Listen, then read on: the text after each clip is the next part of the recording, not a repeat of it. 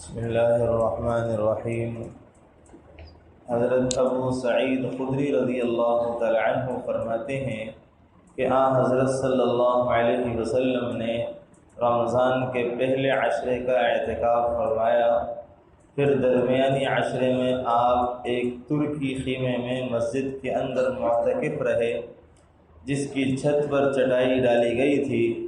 چنانچہ آپ صلی اللہ علیہ وسلم نے اپنے دست مبارک سے چٹائی ہٹا کر ایک طرف فرمائی اور لوگوں سے خطاب کرنا شروع کیا۔ لوگ قریب ہو گئے تو آپ صلی اللہ علیہ وسلم نے فرمایا کہ میں نے شب قدر کی تلاش میں پہلے عشرہ اولیٰ کا اعتکاف کیا، پھر دوسرے عشرے کا اعتکاف کیا، پھر مجھے بتایا گیا کہ وہ مبارک رات آخری عشرے میں ہے، لہذا جو تم میں سے اعتکاف کرنا چاہے وہ اعتکاف کرے۔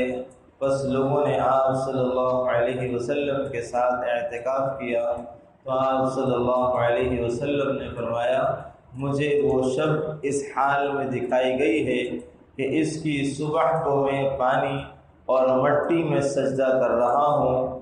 چنانچہ 21 تاریخ کی صبح کی نماز میں بارش ہوئی، مسجد کچی تھی، جل تھل ہو گئی، تو جب آپ صلی اللہ علیہ وسلم نماز سے فارغ ہوئے تو آپ کی پیشانی مبارک اور ناک مٹی اور پانی سے آلودہ تھی۔ یہ 21ویں شب کا قصہ ہے۔ آپ صلی اللہ علیہ وسلم نے پورے مہینے کا اعتکاف کیا شب قدر کی تلاش میں، اور امت کو ایک عشرہ متعین کر کے بتا دیا کہ اس عشرے میں شب قدر موجود ہے اور اس میں شب قدر کو تلاش کر لو۔ اتنی آسانی اللہ کے رسول نے امت کے لیے فرمائی۔ یہ نہیں فرمایا کہ پورے مہینے کا اعتکاف کرو، کسی رات میں مل جائے گی۔ 10 دن آخر کے دے دیے کہ ان دنوں میں سے کوئی ایک رات آئے گی، 5 راتوں میں سے اس کے اندر شب قدر ہے، اس کے لیے اس کو تلاش کرو۔ اس کی تلاش کا سب سے آسان طریقہ اعتکاف میں بیٹھنا، کیونکہ آپ صلی اللہ علیہ وسلم نے بھی اعتکاف میں بیٹھ کر ہی اس رات کو تلاش کیا، اور صحابہ اکرام کو بھی اعتکاف میں بیٹھنے کا حکم دیا اور ترغیب دی۔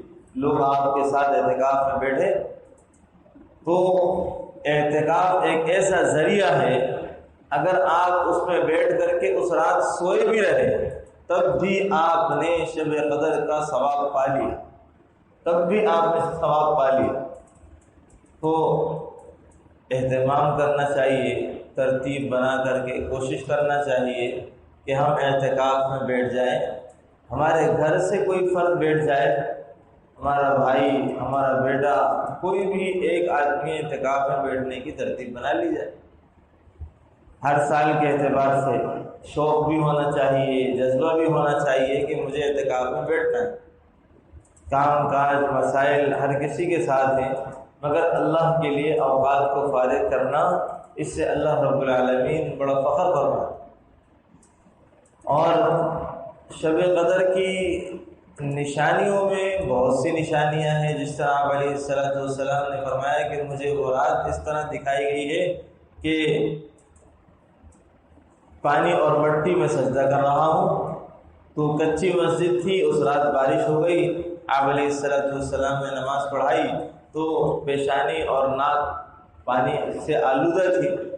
اور ضروری نہیں ہے کہ ہر علاقوں میں، ہر ملک کے اندر جب بھی شب قدر پڑے اس رات میں بارش ہو، ایسا کوئی ضروری نہیں ہے۔ موسم ہے، رات ٹھنڈی ہو جاتی ہے، رات کے اندر ایک اچھی خوبصورت ہوائیں چلنے لگتی ہیں، صبح کا موسم سہانا ہو جاتا ہے، صبح کے وقت میں سورج میں تیزی اور شدت نہیں ہوتی، اور بھی بہت ساری نشانیاں علماء نے لکھی ہیں اور بیان کی ہیں۔ بہرحال اصل مقصود تو یہ ہے کہ ہم 10 راتیں جاگیں، اگر نہیں جاگ سکتے تو کم از کم 5 راتیں جاگ کر عبادت کرنے کا اہتمام کریں، اور سب سے اچھا ذریعہ ہے اعتکاف۔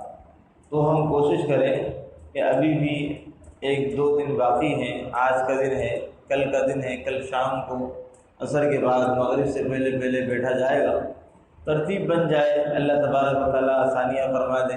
اس کے لیے دعائیں بھی مانگے، اللہ سے مانگے بھی، اور گھر میں ترتیب بنانے کی بھی فکر کریں۔ اللہ تبارک و تعالیٰ عمل کے توفیق نصیب فرمائے۔